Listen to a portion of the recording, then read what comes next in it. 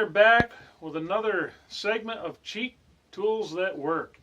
This is a Tractor Supply issued Timber Tuff chain sharpener. I got this, I think, for about 145 bucks. Anything comparable to this is going to be quite a bit more than that. These chain sharpeners, you could spend $1,000 easy on one if you're looking to go professional. But I cut a lot of firewood, probably anywhere from 30 to 50 cord a year. I cut for me, I cut for other family members. So if you can't tell from the background, I've got a little issue with chainsaws and liking to have them. So it was a no-brainer for me to get a chain sharpener. This guy here, it does everything up to 1/2-inch chain, and I don't use 1/2-inch chain. I use 3/8 and I use 3/25. Anyhow, this is very comparable to anything else you're going to buy out there on the lower end of the scale. It's much better than the Harbor Freight version that you're very limited on your adjustments. This grinder right here adjusts to any angle I need. Ripping chain, I have no problem sharpening ripping chain on it. Anything like that.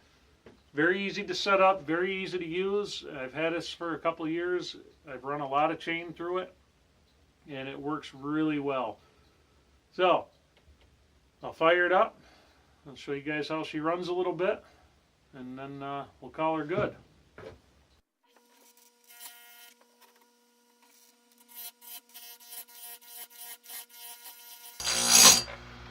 Notice I'm taking little bites at a time as I go. That way you're not overheating your chain and taking the temper out of it. This chain's got to be good and hard.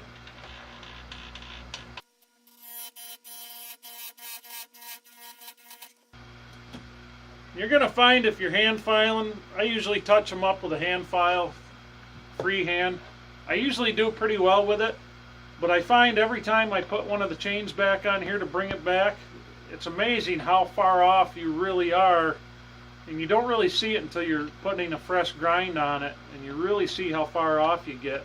That's why I kind of like using it. It just, you hit a rock, you hit a piece of dirt, frozen dirt in the wood, whatever, it makes it a lot. It's nice to be able to bring it back, and this is affordable.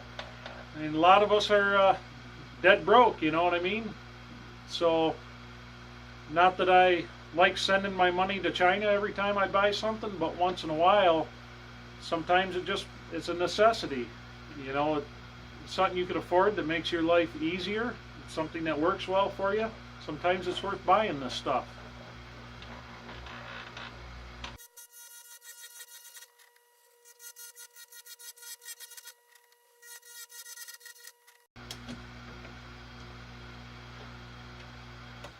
Well, some complaints people have with a chain grinder is you're going to take off too much chain at once. That's a big complaint people have with them. I found that if I'm just kissing the chain just enough to clean that edge up, you're not going to remove too much. You try to remove too much, you're overheating the cutter head, you're making them soft, they're not going to hold up, the edge won't hold up as well. The other thing you got to keep in mind, any kind of chain grinder you have, any kind at all that you buy, you've got to dress this wheel. This one came with a cheap little dressing stone. It's not the greatest. It works, but it's not the greatest. And they're going to give you a profile card so that you could check this stone against whatever profile you're using. If you're doing chisel chain, things like that, obviously you're going to have to find the right profiles for that. The profiles they send you with are for round chain. I prefer the round personally, because if you're cutting dirty wood, the edge holds up a lot better. But if you've got good clean wood, and one guy doesn't want good clean wood, is a semi-chisel or chisel chain's awesome. It makes short work of it. So you can go square ground. That cuts really fast. Again, it's not going to hold up very long. It all depends on what you're cutting and what you like. So, anyhow, I'll finish this up, and then we'll take this show outside where the wind is just a whipping today, looking out the window, and the snow's finally coming back. So we'll take it outside, and I'll show you how well this does sharpening. Thanks.